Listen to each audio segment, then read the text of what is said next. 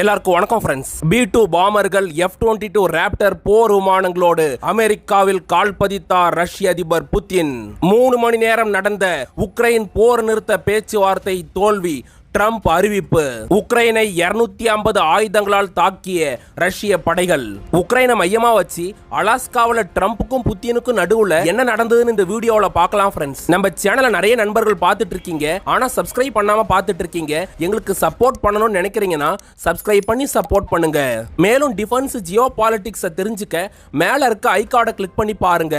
Friends, entrance எக்ஸாமுக்கு prepare பண்றவங்களுக்காக சில புக்குங்களை tagged ப்ராடக்ட்ஸா கொடுத்துருக்கோம், அதையும் போய் செக் பண்ணி பாருங்க.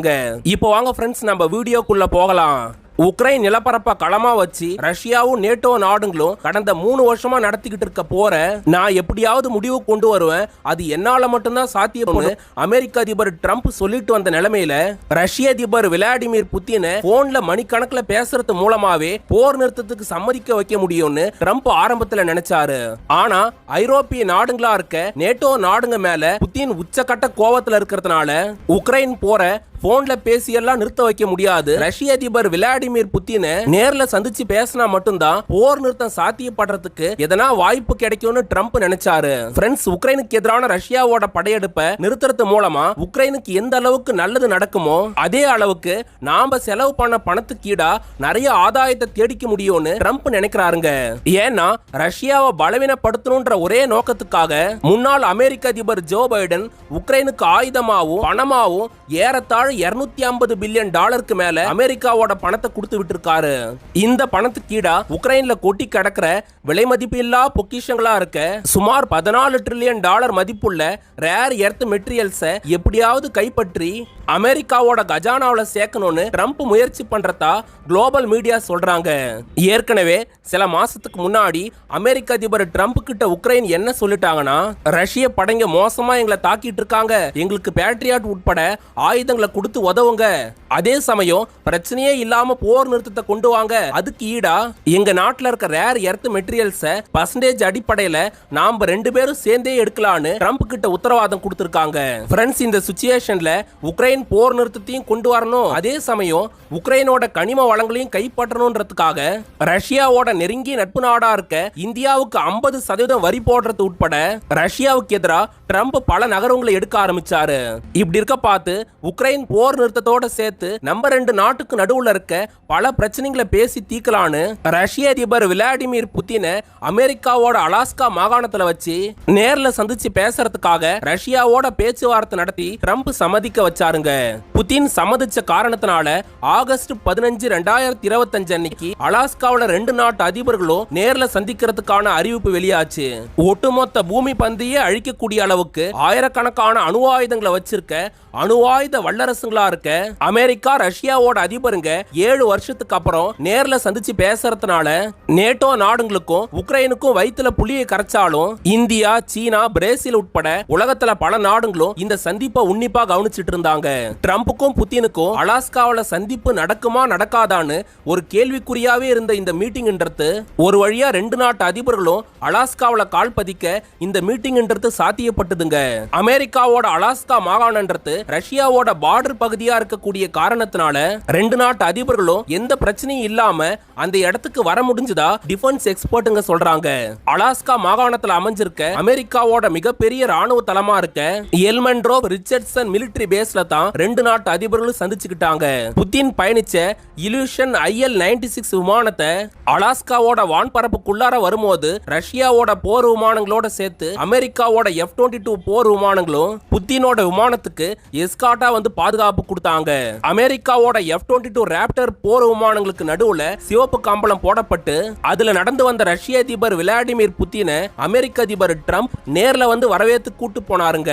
பொதுவா அமெரிக்க அதிபர்கள் எந்த நாட்டு அதிபர்களையும் ஏர்போர்ட்ல வந்து ரிசீவ் பண்றதுன்றது வல்லாதிக்க நாடா இருக்க அமெரிக்காவில் வழக்கம் கிடையாதுங்க.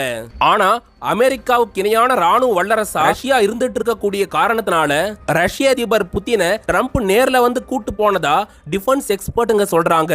ரெட் கார்பெட்ல புதினும் ட்ரம்பும் பேசிட்டு நடந்து வரும்போதே உலகத்துல எந்த நாட்டு அதிபர்களுக்கும் கொடுக்காத ராயல் ஹானரை புதினுக்கு ட்ரம்ப் கொடுத்திருந்தாருங்க. ரஷ்ய அதிபர் புதின் ட்ரம்போட தலைக்கு மேல அமெரிக்காவோட B2 பாமர்களும் F-22 ராப்டர் மாதிரியான 5th ஜெனரேஷன் போர் விமானங்களும் காத்த கிழிச்சுக்கிட்டு பயங்கர வேகத்துல பறந்து அமெரிக்காவோட மண்ணுல புத்தினுக்கு ராயல் ஹானர் கொடுக்கப்பட்டுச்சுங்க. இதை விட ஸ்பெஷல் ஐட்டமா ரஷ்ய அதிபர் புத்தினை தன்னோட பீஸ்ட் கார்ல ஒன்னா உட்கார வச்சு கூட்டு போன அமெரிக்க அதிபர் ட்ரம்ப் விமானப்படை தளத்துல இருக்க விருந்தினர் மாளிகைக்கு கூட்டு போனாரு. அங்க க்ளோஸ்ட் ரூம்ல ரஷ்ய அதிபர் புத்தினோட 2 அதிகாரிகளும் அதே மாதிரி அமெரிக்க அதிபர் ட்ரம்போட 2 அதிகாரிகளும் ஏறத்தாழ 2 மணி நேரம் 45 நிமிஷம் வரைக்கும் காரசாரமான விவாதத்தோட 2 அதிபர்களும் பேச்சுவார்த்தை நடத்தினாங்க. பேச்சுவார்த்தை முடிஞ்ச கையோட அமெரிக்க அதிபர் ட்ரம்பும் ரஷ்ய அதிபர் புத்தினும் குளோபல் மீடியாஸுக்கு பேட்டி கொடுத்தாங்க. மீடியாஸ் முன்னாடி எடுத்தெடுப்புலே பேச ஆரம்பிச்ச புத்தின் அமெரிக்காவும் ரஷ்யாவும் வரலாற்று ரீதியாவும் அதே சமயம் பக்கத்துல பார்டர்ஸ் ஷேர் பண்ணிக்கிட்டு இருக்க நெருங்கிய நட்பு நாடுங்க. நம்ம 2 நாட்டுக்கு நடுவுல என்ன பிரச்சனைங்க இருந்தாலும் அதை நம்ம 2 பேருமே பேசி தீர்த்துக்குவோம். அதே சமயம் உக்ரைனை பொறுத்த வரைக்கும் அங்க நடந்துட்டு இருக்க பிரச்சனைன்றது ரஷ்யன் ஃபெடரேஷனோட தேசிய பாதுகாப்பு நேஷனல் செக்யூரிட்டி சம்பந்தப்பட்டது. இந்த காரணத்தினால உக்ரைனை பொறுத்த வரைக்கும் எங்களோட நேஷனல் செக்யூரிட்டி தான் எங்களுக்கு ரொம்ப முக்கியம்னு புதின் பேசியிருந்தாருங்க. ஃப்ரெண்ட்ஸ், புதின் பேசி முடிச்ச கையோட ட்ரம்ப் என்ன விஷயங்களை சொன்னார்னா, உக்ரைன் போரை நிறுத்துறதுக்கான எந்த ஒப்பந்தமும் இந்த மீட்டிங்ல ஏற்படல. ஆனா அதே சமயம் அமெரிக்கா ரஷ்யாவுக்கு நடுவுல ராணுவ ரீதியாவும் பொருளாதார ரீதியாவும் இருக்கக்கூடிய பிரச்சனைகளை நாங்க 2 அதிபர்களும் சரியான முறையில பேசி சரி பண்ணிருக்கோம். அதே சமயம் உக்ரைன் போர் நிறுத்தத்துக்கான சீஸ்ஃபயரை கொண்டு வரதுக்கு எல்லா முயற்சிகளையும் அமெரிக்கா கண்டிப்பா பண்ணும்னு ட்ரம்ப் அறிவிச்சிருந்தாருங்க. ட்ரம்ப் பேசி முடிச்ச கையோட புதின் இங்கிலீஷ்ல என்ன விஷயங்களை சொன்னார்னா, அடுத்த மீட்டிங் மாஸ்கோவோட நடக்கும், ட்ரம்ப் நான் அங்க சந்திக்கிறேன்னு புதின் சொல்லியிருந்தாருங்க. ட்ரம்ப்புக்கும் புத்தினுக்கும் நடுவுல 2.25 மணி நேரம் நடந்த பேச்சுவார்த்தையை பத்தி ஜியோ பொலிட்டிக்கல் எக்ஸ்பர்ட்டுங்க என்ன சொல்றாங்கன்னா, உக்ரைன் நாட்டுக்கு சொந்தமான லூகான்ஸ், டோனஸ், சபோர்ஷியா, கெர்சன், அதுக்கப்புறம் கிரிமியா பகுதின்னு ரஷ்யாவோட கட்டுப்பாட்டிலே இருக்க இந்த 5 இடங்களையும் ரஷ்யா கிட்டயே ஒப்படைக்கிறதுக்கு ட்ரம்ப் சம்மதிச்சிருந்தாருங்க. அதே சமயம் உக்ரைன்ல இருக்க கனிம வளங்களை அமெரிக்கா எடுக்கிறதுக்கு எந்த பிரச்சனையும் இல்லாம ரஷ்யா ஒத்துக்கணும்னு கேட்டிருந்தாரு. மீட்டிங்ல ட்ரம்ப் சொல்லியிருந்த இந்த விஷயத்துக்கு புத்தினோட பதில் என்னவா இருந்ததுன்னா, நேட்டோ நாடுங்களா இருக்க பிரிட்டன், பிரான்ஸ், பின்லாந்து, போலாந்து உட்பட நிறைய நாடுங்க ஒன்னா சேர்ந்து முன்னாள் சோவியத் யூனியன் நாடா இருக்க உக்ரைனை நேட்டோவுக்குள்ளார கொண்டு வந்து அது மூலமா ரஷ்யாவுக்கு எதிராக மிகப்பெரிய சதி திட்டத்தை நேட்டோ நாடுங்க அரங்கேற்ற பார்த்தாங்க. சோவியத் யூனியன்ல இருந்து 15 நாடுங்க பிரிஞ்சப்பயே எக்காரணத்தை கொண்டும் சோவியத் யூனியன்ல உறுப்பினரா இருந்த நாடுங்க ரஷ்யாவுக்கு எதிரான ராணுவ கூட்டமைப்பா இருக்க நேட்டோவோட சேர மாட்டேன்னு எங்க கிட்ட உத்தரவாதம் கொடுத்து தான் தனி நாடா பிரிஞ்சாங்க. இப்படி இருக்க பார்த்து உக்ரைனை நேட்டோவோட சேர்க்க பார்த்தா நேட்டோ நாடுங்களால ரஷ்யாவோட நேஷனல் செக்யூரிட்டிக்கு மிகப்பெரிய அச்சுறுத்தல் ஏற்படும். அந்த காரணத்தினால தான் உக்ரைன் மேல ஸ்பெஷல் மிலிட்டரி ஆபரேஷனை நான் நடத்திக்கிட்டு இருக்கேன். உக்ரைன் போர் நிறுத்தம் சாத்தியப்படணும்னா ட்ரம்ப் சொன்ன 5 மாகாணங்களோட சேர்த்து உக்ரைனோட சுமி, டினிப்ரோ பெட்ரோவோஸ்க், அதுக்கப்புறம் கார்கிவ் நகரங்களையும் ரஷ்யன் ஃபெடரேஷனோட இணைக்கிறதுக்கு ட்ரம்ப் சம்மதிக்கணும். இதோட சேர்த்து எங்களோட இணைஞ்ச பகுதிகளை ஐநா சபையும் உலக நாடுகளும் ஒத்துக்கணும்னு புதின் சொல்லிருக்காருங்க.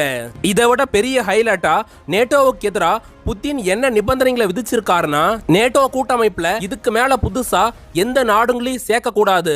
இது மட்டும் இல்லாம நேட்டோ படைகளோட அளவை ரஷ்யா சொல்ற அளவுக்கு குறைக்க ஒத்துக்கணும். இதெல்லாத்தையும் தாண்டி உக்ரைன்ல நடக்கிற ஆட்சின்றது ரஷ்யாவுக்கு எந்த வகையிலையும் அச்சுறுத்தலா இருக்கவே கூடாதுன்னு புதின் திட்டவட்டமா சொல்லிருக்காருங்க.